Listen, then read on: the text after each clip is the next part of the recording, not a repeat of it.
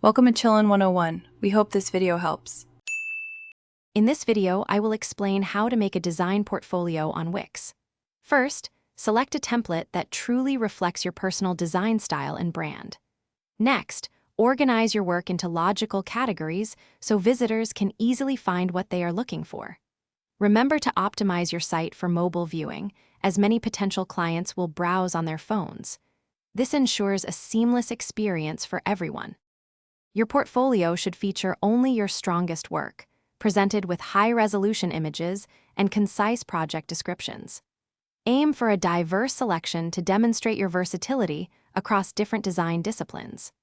Don't forget to include a professional About Me page that tells your story and clear contact information so clients can reach you easily. Customization is key to making your portfolio unique.